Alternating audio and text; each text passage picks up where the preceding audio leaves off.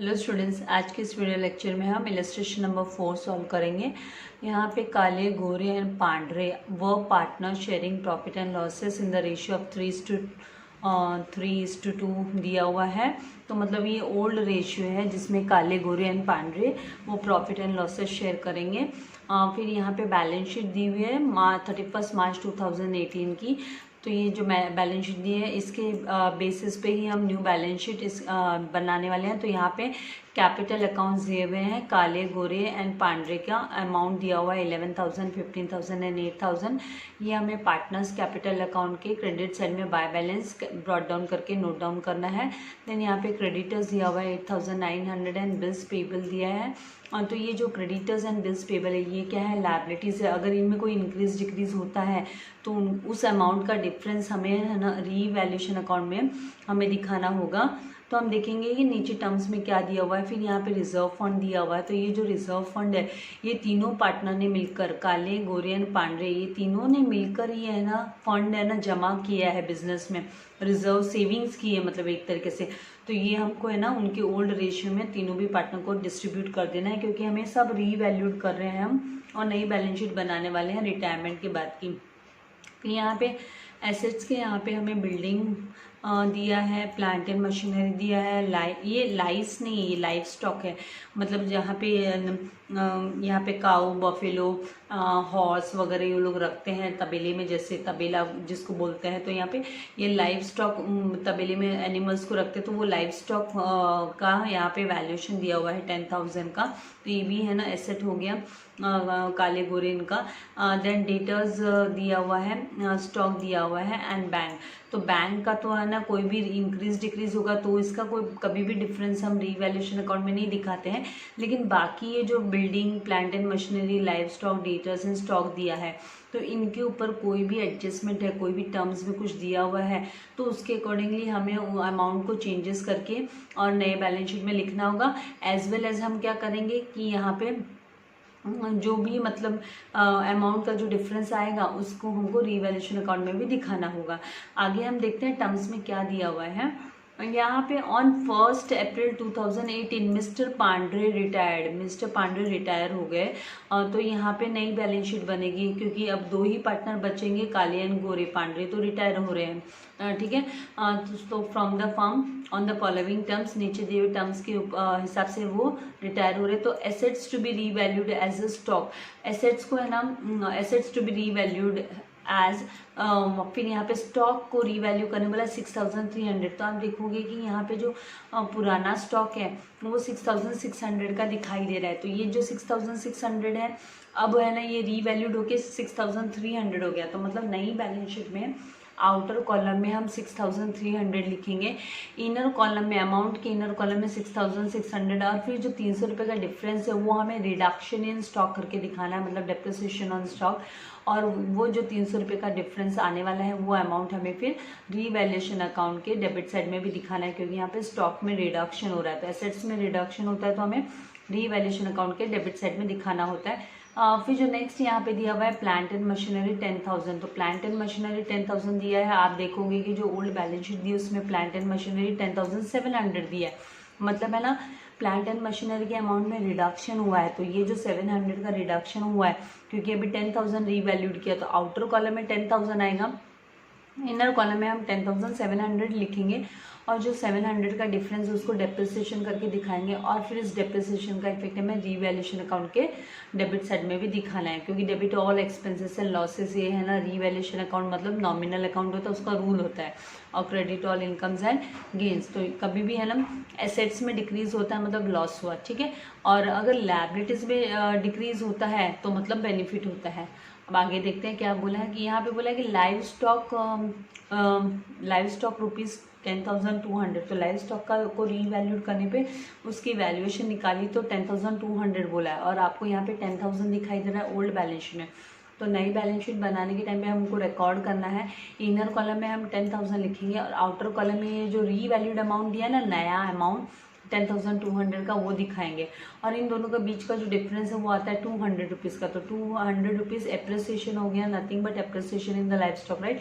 तो ये 200 हम रीवैल्यूएशन अकाउंट के क्रेडिट साइड में 200 रुपीज़ रिकॉर्ड करेंगे।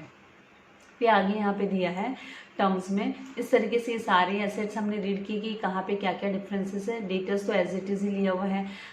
बैंक भी हमको देखना है, कुछ पेमेंट के बारे में क्या बोला तो देखते हैं। डेटर्स का आगे दिया है हमको, डेटर्स का भी RDD नेक्स्ट है। पहले हम गुडविल का देखते हैं। Goodwill of the firm to be valued at 4000। Firm की गुडविल 4000 वैल्यूएशन निकाली। However only Pandre share in it be raised in the books of the firm and return of immediately. तो आपको इधर राइट ऑफ भी करने बोल दिया गया है, रेज करके और फिर ना राइट ऑफ करने बोला गया है, इमीडिएटली राइट ऑफ करने बोला है। तो इसका मतलब है ना आपको 4000 में से जो पांड्रे का जो हिस्सा है, मतलब पांड्रे को कितना गुडविल मिलने वाला है वो हमें कैलकुलेट करना होगा। तो जब हम कैलकुलेट करेंगे तो पांड्रे का हिस्सा वो है 3:2 का यहाँ पे रेशियो है। तो 3:2 के हिसाब से हम 4000 मल्टीप्लाई बाय 2/8 करेंगे तो फिर हमको यहाँ पे जो अमाउंट आएगा वो 1000 गुडविल का आएगा। तो वो 1000 गुडविल हम है ना बाय गुडविल करके पांड्रे के कैपिटल अकाउंट में रिकॉर्ड कर लेंगे क्रेडिट साइड में, उसको बेनिफिट दे देंगे राइट, गुडविल का 1000 रुपीज़ का। एंड है ना ये 1000 हमको राइट ऑफ भी करने बोला गया। तो राइट ऑफ मतलब कंटिन्यूइंग पार्टनर्स को देना है, उनके कैपिटल के अगेंस्ट राइट ऑफ होगा। तो यहाँ पे कंटिन्यूइंग पार्टनर को हम यहाँ पे नया रेशियो दिया हुआ नहीं है और यहाँ पे गेन रेशियो भी दिया हुआ नहीं है हमको।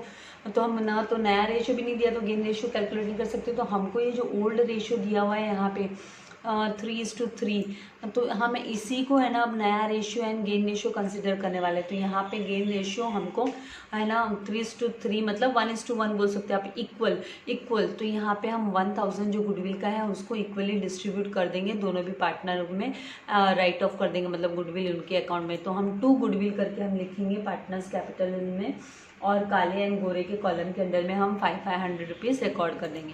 फिर नेक्स्ट हमको दिया RDD टू बी मेंटेन 10%। तो आपको जो डेटर्स दिया हुआ है यहाँ पे वो है 5000 का, उस पर 10% कैलकुलेट करेंगे तो 500 रुपीज़ आएगा राइट, 500 आएगा। तो वो 500 हमको रिकॉर्ड कर लेना है RDD करके और हमें रीवैल्यूएशन अकाउंट के डेबिट साइड में भी 500 फिर रिकॉर्ड करना होगा।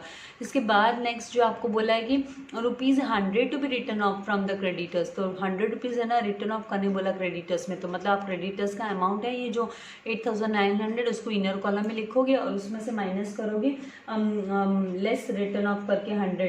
तो यहाँ पे रिडक्शन हो गया, लायबिलिटी कम हो गई मतलब आपको बेनिफिट है, इसलिए रीवैल्यूएशन अकाउंट के क्रेडिट साइड में बाय क्रेडिटर्स रिटर्न ऑफ करके आप 100 रुपीज़ रिकॉर्ड करोगे। और है ना आपका आउटर कॉलम में 8900 माइनस 100 करने के बाद में 8800 नए बैलेंस शीट में आउटर कॉलम में चला जाएगा। बिल्स पेबल का अमाउंट हमें एज इट इज़ लेना है 2000, इस पर कोई चेंजेस नहीं आया है। फिर यहाँ पे नेक्स्ट बोला कि the amount payable to mister Pandey, जो पांडे को अमाउंट देने वाले हैं to be transfer to his loan account, उसके लोन अकाउंट में ट्रांसफर करने बोला गया। तो मतलब हमको उसको कोई कैश पेमेंट नहीं करना है। तो आपका जो बैंक बैलेंस भी है ना ये यहाँ पे 6600 ये एज इट इज़ नई बैलेंस शीट में आ जाएगा। और फिर बाद में हम क्या करेंगे रीवैल्यूएशन अकाउंट क्लोज करेंगे और तीनों को जो भी प्रॉफिट या लॉस है वो तीनों भी पार्टनर को, क्योंकि पांड्रे पहले तो था बिजनेस में इसलिए तीनों भी पार्टनर को डिस्ट्रीब्यूट कर देंगे 3:2 के रेशियो में। और उसके बाद में है ना रीवैल्यूएशन अकाउंट का जो प्रॉफिट लॉस है वो पार्टनर्स कैपिटल में ट्रांसफर करने के बाद में पार्टनर्स कैपिटल अकाउंट क्लोज करेंगे और वहाँ पर हम है ना उसका जो भी बैलेंस आएगा पांड्रे का वो पूरा का पूरा उसके लोन अकाउंट में हमें दिखा देना है एज अ लोन करके, 2 लोन करके हमको दिखा देना। और फिर हमें इसको लायबिलिटीज़ के अंडर में पांड्रेस लोन करके दिखाना होगा नई बैलेंस शीट में भी, क्योंकि इसको कुछ पेमेंट नहीं किया है फर्म ने क्या बोला भाई तुम्हारा पैसा है ना, उन्होंने अग्री किया कि है ना पांड्रे अपना पैसा है ना बिजनेस में रखेगा लेकिन एज अ लोन वो दे देगा, क्योंकि वो रिटायर हो रहा है तो अब कैपिटल करके तो रिकॉर्ड नहीं हो सकता। ठीक है, तो इस तरीके से आपको ये सारे एडजस्टमेंट करने होंगे। और फिर लास्ट में हमको बैलेंस शीट जो पार्टनर्स कैपिटल को क्लोज करने के बाद में हम बैलेंस उसको बैलेंस शीट में ट्रांसफर करेंगे, कैपिटल अमाउंट काले एंड गोरे का एंड पांड्रे का लोन अमाउंट, और उसके बाद में हम बैलेंस शीट टैली करेंगे नई बैलेंस शीट। तो इस तरीके से हमें ये पूरा सम सॉल्व करना है। मैंने फॉर्मेट रेडी रखा है तो हम लायबिलिटी साइड से 1 बाय 1 जो आइटम्स हैं उनको एंटर करना स्टार्ट करते हैं। सबसे पहले जो कैपिटल्स दिया है हमें तो वो हम रिकॉर्ड कर लेते हैं कैपिटल अकाउंट में। तो क्रेडिट साइड में हम लिख लेते हैं बाय बैलेंस, यहाँ पर by balance brought down and यहाँ पे काले का जो है 11,000, तो काले के कॉलम के अंडर में हमको कितना लिख लेना है 11,000 रिकॉर्ड कर लेना है। और देन गोरे का है 15,000 एंड पांड्रे का अमाउंट जो दिया है वो 8,000 दिया है। तो इस तरीके से यहाँ पे 8,000 ले लेंगे। उसके बाद में जो नेक्स्ट है वो हमें यहाँ पे क्रेडिटर्स दिया है, तो हम क्या करेंगे बैलेंस शीट में यहाँ ऊपर कैपिटल अकाउंट्स के लिए स्पेस लीव कर देते हैं, कैपिटल अकाउंट्स के लिए। और फिर उसके बाद में हम यहाँ पे कंटिन्यूइंग पार्टनर जो रहने वाले वो काले एंड गोरे रहने वाले हैं, राइट। और पांडरे तो क्या कर रहे हैं, पांडरे तो रिटायर हो रहे हैं, ठीक है। तो फिर यहाँ पे अभी क्रेडिटर्स में रिकॉर्ड कर लेती हूँ। तो क्रेडिटर्स को इनर कॉलम में लिखेंगे क्योंकि इसके ऊपर एडजस्टमेंट है, राइट। यहाँ पे ना राइट ऑफ करना है क्रेडिटर्स का अमाउंट, हमने रीड किया question as per the question. फिर उसके बाद में नेक्स्ट क्या करेंगे हम, यहाँ पे जो अमाउंट नेक्स्ट दिया वो बिल्स पेबल का दिया। बिल्स पेबल हम आउटर कॉलम में लिख सकते हैं बिकॉज यहाँ पे बिल्स पेबल पे कोई भी नया टर्म कोई एडजस्टमेंट वगैरह नहीं है, तो इसको आउटर कॉलम में 2000 रिकॉर्ड कर लेते हैं। देन नेक्स्ट जो हमको दिया है वो एसेट्स दिया है, एसेट्स है। तो एसेट्स में बिल्डिंग सबसे पहले हम लिख लेते हैं, और बिल्डिंग के ऊपर कोई भी डेप्रिसिएशन नहीं है, तो हम क्या करेंगे बिल्डिंग को डायरेक्ट हम आउटर कॉलम में लिख सकते हैं। तो यहाँ पे बिल्डिंग लिख के एंड आउटर कॉलम में बिल्डिंग का जो 10,000 अमाउंट दिया है वो ले लेंगे इस तरीके से। Then the next is what, plant and machinery. तो प्लांट एंड मशीनरी लिखेंगे हम, और उसका अमाउंट हमें इनर कॉलम में लिख लेना है क्योंकि हमको पता है इसके ऊपर नया अमाउंट आने वाला है, इस तरीके से। देन जो नेक्स्ट हमको दिया हुआ है यहाँ पे वो दिया है लाइव स्टॉक, राइट। तो लाइव स्टॉक पे भी हम आउटर कॉलम में नहीं लिखना है, इसको इनर कॉलम में ही लिख लेंगे क्योंकि इसके ऊपर भी एडजस्टमेंट है, इसलिए 10,000 इसको इनर कॉलम में हमने इस तरीके से रिकॉर्ड कर लिया। उसके बाद में जो नेक्स्ट 1 लाइन लीव करेंगे, उसके बाद में जो दिया है वो डेटर्स दिया है, डेटर्स। और डेटर्स पे आईडीडी कैलकुलेट करना है हमको, इसलिए 5,000 को इनर कॉलम में लिख लेते हैं। देन उसके बाद जो नेक्स्ट दिया है हमको यहाँ पे वो स्टॉक है, तो स्टॉक को भी हम इनर कॉलम में लिख लेते हैं क्योंकि स्टॉक के ऊपर भी एडजस्टमेंट है। तो 6,600 इस तरीके से रिकॉर्ड कर लिया। और उसके बाद में जो लास्ट दिया है वो है बैंक, राइट। तो फिर बैंक को हम लिख देते हैं अमाउंट, और उसका अमाउंट हम आउटर कॉलम में लिख देते हैं क्योंकि यहाँ पे ना उसको पेमेंट नहीं करना है हमको, कैश पेमेंट नहीं है, राइट। अगर आपको नहीं याद रहता तो पहले आप यहाँ पे इधर इनर कॉलम में आप लिख के रख लोगे अगर टर्म्स में याद रहता तो। नहीं तो क्या है कि आपको अगर एडजस्टमेंट करना होता है तो हार्ड कॉपी हमारी टेक्स्ट बुक में हम है ना इसकी मार्किंग टिक मार के रखेंगे कि हाँ बैंक पे एडजस्टमेंट है, नहीं है तो फिर उसको डायरेक्ट आउटर कॉलम में हम दिखा सकते हैं, राइट। अभी यहाँ पे नेक्स्ट जो दिया है टर्म्स है, टर्म्स के हिसाब से हम जाएंगे। तो सबसे पहले हमको स्टॉक का रीवैल्यूड अमाउंट दिया, तो स्टॉक के यहाँ पे आएंगे और जो 6,300 रीवैल्यूड अमाउंट दिया है उसे हमें आउटर कॉलम में दिखाना है 6,300। अब इनके बीच का जो डिफरेंस है ये 6,600 इसके बीच का डिफरेंस है वो कितने का आता है 300 का। तो मतलब यहाँ पे डिप्रिसिएशन हुआ 300 का, क्या हुआ एक तरीके से रिडक्शन हो गया स्टॉक के उसमें, राइट। तो आप उसको डिप्रिसिएशन करके या रिडक्शन करके आप रिकॉर्ड करोगे, और फिर है ना आप है ना profit and loss adjustment account में भी ये 300 आपको दिखाना है। तो प्रॉफिट एंड लॉस अकाउंट के डेबिट साइड में आप टू स्टॉक करके स्टॉक अकाउंट और रिडक्शन का अमाउंट जो है 300 आपको रिकॉर्ड कर देना है इस तरीके से, ठीक है। उसके बाद में जो नेक्स्ट आपको यहाँ पे टर्म दिया है वो प्लांट एंड मशीनरी 10,000 बोला था। आप प्लांट एंड मशीनरी और इसके आउटर कॉलम में यहाँ पे 10,000 लिख लोगे, और ये जो डिफरेंस होगा इन दोनों का जो डिफरेंस होगा ये इनका जो डिफरेंस है वो 700 रुपीज़ का आता है। 700 का डिफरेंस आप इधर लिखोगे, राइट, और यहाँ माइनस करोगे मतलब डिप्रिसिएशन। तो ये हुआ प्लांट एंड मशीनरी का क्या हुआ डिप्रिसिएशन हुआ। तो ये डिप्रिसिएशन आपको profit and loss adjustment account के यहाँ पे रिकॉर्ड कर लेना है। तो हम यहाँ पे to plant and machinery profit and loss account के यहाँ पे प्लांट एंड मशीनरी अकाउंट करके हम ये रिडक्शन हुआ तो 700 हम रिकॉर्ड कर लेंगे।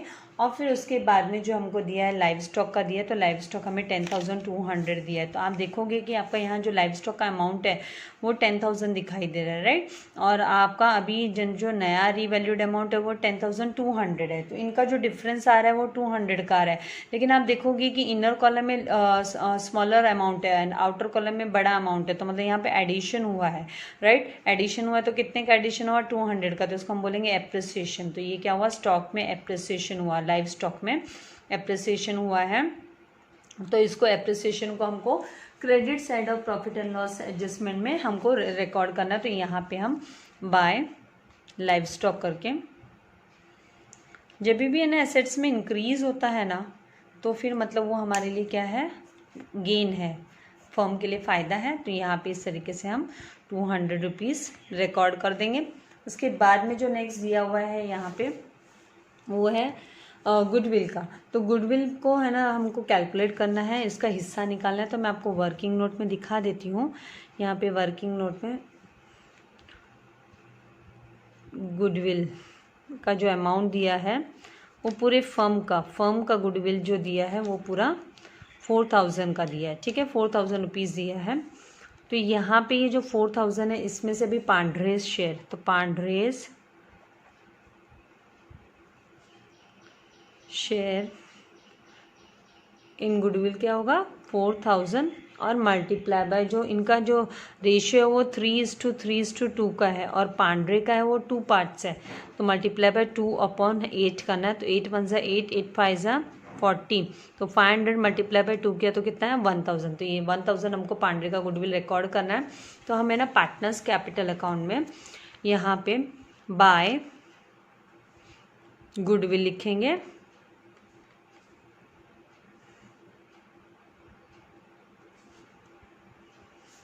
यहाँ पे हम जनरल रिजर्व जो रिजर्व फंड की एंट्री है वो हम लोग ने रिकॉर्ड नहीं की है, वो हमें रिकॉर्ड करनी है अभी। तो भी हम रिकॉर्ड कर लेते हैं।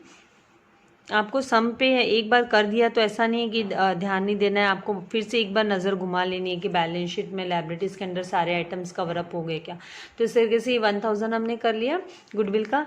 अब इस गुडविल को क्या करने बोला गया, राइट ऑफ करने बोला गया। राइट ऑफ मतलब ये जो है ना पुराने वाले पार्टनर है उनके डेबिट साइड में, मतलब पुराने जो बचे हुए जो पार्टनर है रिमेनिंग पार्टनर्स यहाँ पे ये कंटिन्यूइंग पार्टनर होंगे काले एंड गोरे। तो 2 गुडविल करके हमें राइट ऑफ करना है। तो राइट ऑफ हमको करने बोला गया तो वो गुडविल अकाउंट उनकी कैपिटल के अगेंस्ट एडजस्ट होगा, मतलब ये ठीक है, क्योंकि ये लोग है ना फर्म को कंटिन्यू करने वाले। तो यहाँ पे अभी इनको भी क्या करना है, हमको गेन रेशियो में करते हैं हम। लेकिन यहाँ पे आप देखोगे कि आपको यहाँ पे गुडविल राइट ऑफ की एंट्री और कंटिन्यूइंग पार्टनर्स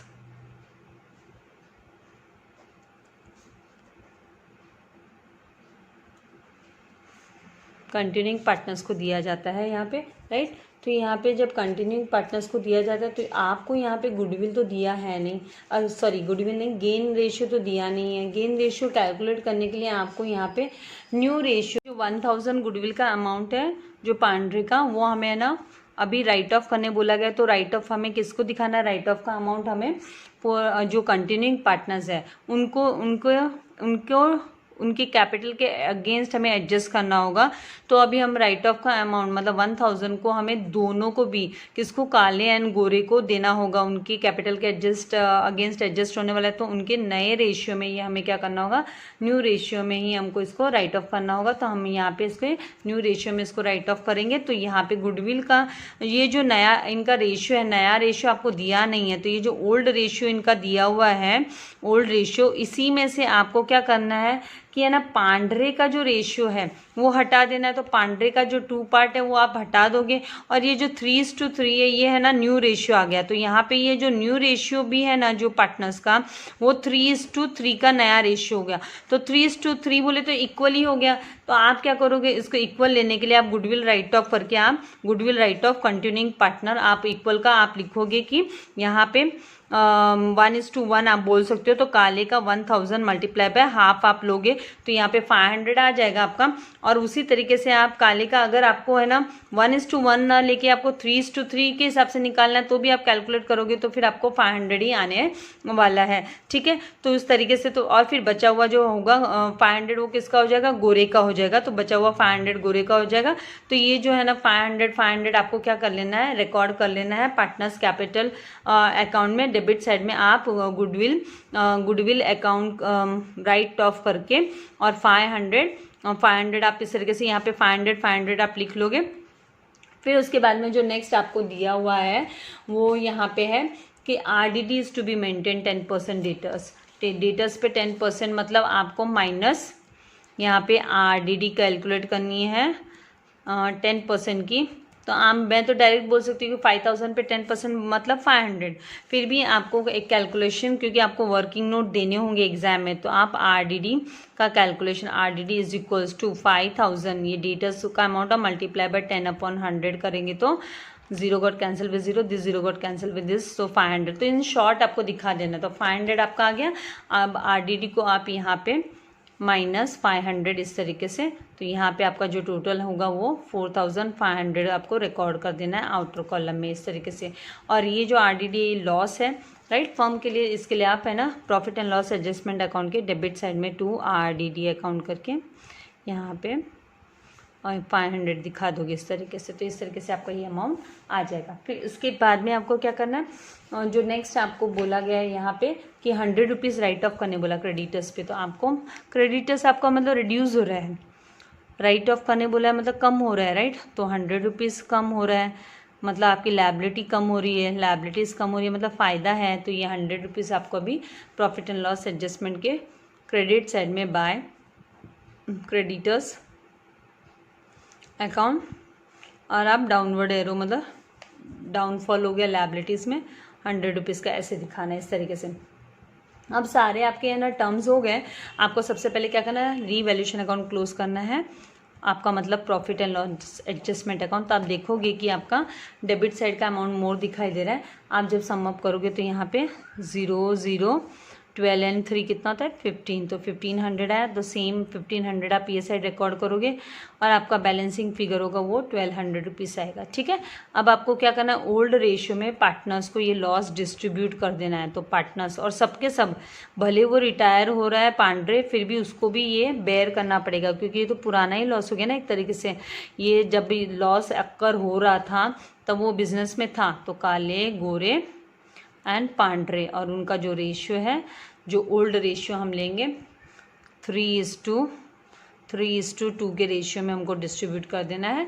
तो आप जब है ना ये अमाउंट को वर्किंग नोट में आपको दिखा देती हूँ, यहाँ पे वर्किंग नोट में 4th वर्किंग नोट आपका लॉस ट्रांसफर्ड TRFD का, तो 1200, तो आपको किसका दिखाना है, काले का हिस्सा निकालोगे 1200 मल्टीप्लाई बाय 3:2 को आप सम अप करोगे, तो ये सब प्लस करोगे तो कितना होता है 8 होता है, तो मतलब 3/8, तो आप 3/8 लोगे राइट। तो फिर इसके बाद में आप यहाँ पे इसको कैलकुलेट करोगे तो 8 1 ज़ा 8, और यहाँ पे भी आएगा आपका 8 1 ज़ा 8, 4 लेफ्ट हो गया, 8 5 ज़ा 40, 0 150 मल्टीप्लाई बाय 3 करेंगे तो 450 आएगा। अब आपको पता है कि गोरे का भी 3 उसका भी जो शेयर है वो 3 है, तो फिर 450 आपको कैलकुलेशन करने की ज़रूरत नहीं है। और अब यहाँ पे पांड्रे का, तो पांड्रे का 2 पार्ट्स है, तो 150 मल्टीप्लाई बाय आप 2 करोगे तो भी आपको है ना पांड्रे का हिस्सा मिल जाएगा ज़्यादा, फिर कैलकुलेशन स्मार्ट वर्क भी कर लेना है। तो पांड्रे का 150 मल्टीप्लाई बाय 2 किया तो यहाँ पे 300, तो इस तरीके से आपको 450 एंड 300 रिकॉर्ड करना है। तो यहाँ लिखेंगे 450 एंड 300, और ये लॉस कहाँ जाएगा, ये डेबिट साइड जाएगा, पार्टनर्स कैपिटल के, यहाँ क्रेडिट से क्रॉस में जा रहा है, डेबिट साइड जाएगा। यहाँ पे आप to profit and loss adjustment account, ठीक है, और आप लॉस करके यहाँ लिख लोगे तो आपके आइज़ में फिट हो जाएगा कि हाँ लॉस है ना डेबिट साइड में आता है। तो 450 एंड यहाँ पे जो है वो 300 पांड्रे का हिस्सा इधर हम रिकॉर्ड कर लेंगे। अब ये इतना होने के बाद में अब हमको क्या करना है, पार्टनर्स कैपिटल को पहले क्लोज करना है। ठीक है, तो अभी पार्टनर्स कैपिटल को क्लोज करेंगे तो क्रेडिट साइड का अमाउंट ही मोर है, तो क्रेडिट साइड को हम क्लोज करेंगे। तो यहाँ पे 11,000, जनरल रिजर्व का हमने अभी तक एंटर नहीं किया है, वो जो रिजर्व फंड है, देखो एक बार स्किप होती है एंट्री तो फिर गड़बड़ हो जाती है। रिजर्व फंड अकाउंट हमको डिस्ट्रीब्यूट करना होगा, तो 4,000 का रिजर्व फंड है, तो ये रिजर्व फंड को भी ऐसी चीज़ें होती है, इसीलिए एक बार है ना वापस से नज़र घुमा लेना है। मेरा क्या, मैं आपसे बोलते बोलते जब ऐसे करती हूँ एंट्री तो कभी कभार ऐसे हो जाता है, डिस्ट्रैक्शन हो जाता है राइट, ध्यान से करना है। 4,000 को क्या करना है, हमें डिस्ट्रीब्यूट करना है काले गोरे एंड इसमें पांड्रे में। तो 4,000 मल्टीप्लाई बाय 3/8, तो 8 1 ज़ा 8, 8 5 ज़ा 40, 500 मल्टीप्लाई बाय 3 किया तो कितना होता है 1500। तो सेम गोरे का भी, क्योंकि उसको भी 3 हिस्से मिलने वाले 1500, ठीक है। एंड अभी पांड्रे का क्या करेंगे आप, पांड्रे का 500 मल्टीप्लाई बाय 3 मतलब 1500, 500 मल्टीप्लाई बाय 2 आएगा, सॉरी, तो यहाँ पे 1000, तो 1500 एंड 1000, ये आपको रिजर्व फंड अकाउंट आपको रिकॉर्ड करना है। तो यहाँ पे हम 1500 एंड 1000 इस तरीके से रिकॉर्ड कर लेंगे। अब इनको सम अप करेंगे तो यहाँ पे 12,500 आएगा, यहाँ पे सम अप करेंगे तो 16,500 आएगा, और यहाँ पे 8,000 प्लस 1,000 टोटल कितना 10,000, तो 10,000 इस तरीके से आपको ये ले लेना है। सेम अमाउंट है ना, आपको ये जो क्रेडिट साइड का अमाउंट है वो आपको डेबिट साइड में भी ले लेना है। तो यहाँ पे हम डेबिट साइड में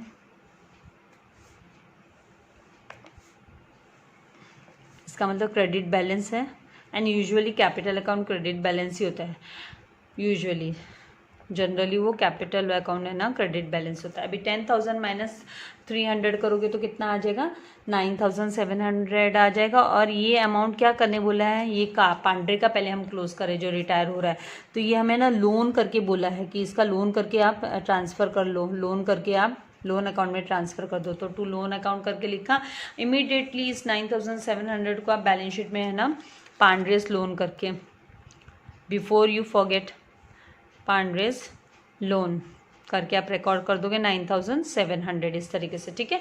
उसके बाद अब आप कैपिटल अमाउंट को टू बैलेंस कैरी डाउन,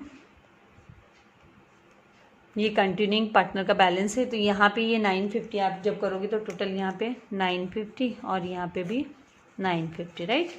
अब आपको क्या करना है, यहाँ पे माइनस जब आप करोगे तो 0 माइनस 5 नहीं पॉसिबल है, तो यहाँ पे आपका क्या हो जाएगा 4, यहीं पे आपको कैलकुलेशन करना है। तो 10 माइनस 5 किया तो 5, अभी 4 माइनस 9 तो पॉसिबल नहीं, तो इधर से 1 लिया तो यहाँ 1 हो गया, और ये 14 माइनस 9 किया तो कितना 5, और ये 11 एज इट इज़ फिर हमको लिख लेना। तो 11,550, और यहाँ पे भी हम माइनस करेंगे सेम वे, 0 माइनस 0 किया तो 0 आ जाएगा, 0 माइनस 5 तो पॉसिबल नहीं है, इसीलिए इसको 4 लिया, और यहाँ पे ये 10 माइनस 5 किया तो 5, 14 माइनस पॉसिबल नहीं, तो इधर क्या हो गया 5 हो गया, तो या 4 माइनस 9 पॉसिबल नहीं है, इसलिए इसको 14 करना है, तो यहाँ से 1 ले लिया हमने, तो 14 माइनस 9 किया तो कितना होता है 5 होता है।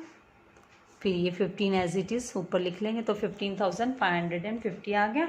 इसके बाद में ये हमको कैपिटल करके यहाँ पे रिकॉर्ड कर लेना है काले एंड गोरी का, तो यहाँ पे हम लिख लेंगे 11,550 एंड 15,550 इस तरीके से, और इसका आउटर कॉलम में ले जाना है। टोटल करेंगे तो 0, 5 प्लस 5 10 होता है, तो 0 carry over 1, 5 plus 5 10 and 1 11 carry over 1, 1 plus 5 6 and 1 7, ठीक है। फिर 1 प्लस 1 2, तो 27,100। अब आपको क्या करना है, बैलेंस शीट टैली करनी है, तो यहाँ पे टोटल करेंगे। आप देखोगे कि बैंक में कोई भी डिक्रीज इंक्रीज नहीं हुआ, राइट। तो अब आपको 6,600 बैंक का आउटर कॉलम में लिख लेना है। अब आपको टोटल करना है, तो 0 0, फिर यहाँ पे 1 प्लस 8 कितना होता है 9, 9 प्लस 7 कितना होगा 16, 16 का 6 carry over 1, 1 plus 7 8, 8 plus 8 16, 16 plus 2 कितना होता है 18, 18, 18 प्लस 9 करेंगे तो 27 का 7 कैरी ओवर 2, फिर 2 प्लस 2 4, तो 47,600 आ गया। सेम वे आपका एसेट्स के यहाँ पे 0 0, 2 प्लस 5 कितना होता है 7, 7 प्लस 3 कितना होता है 10, 10 प्लस 6 16, 16 का 6 कैरी ओवर 1 किया, 1 प्लस 4 5, 5 प्लस 6 11, 11 प्लस 6 17 का 7 कैरी ओवर 1 किया, 1 प्लस 1 2 प्लस 1 3, 3 प्लस 1 4, तो 4, तो इस तरीके से 47,600 आ जाएगा। आपके बैलेंस शीट टैली हो गया, मतलब आपका सम करेक्ट है। तो इस तरीके से ये जो इलस्ट्रेशन नंबर 4 है ये आज के वीडियो लेक्चर में हमने सॉल्व किया। आई होप आपको समझ में आ गया। इससे रिलेटेड अगर कोई डाउट हो तो आप मुझे कमेंट बॉक्स में लिख सकते हो, और वीडियो को लाइक करना मत भूलिएगा। और अगर अभी तक आपने चैनल सब्सक्राइब नहीं किया तो प्लीज़ चैनल सब्सक्राइब कीजिए और अपने फ्रेंड्स के साथ भी शेयर कीजिए। Let everyone take the benefit from this channel. Thank you very much. God bless you all dear students.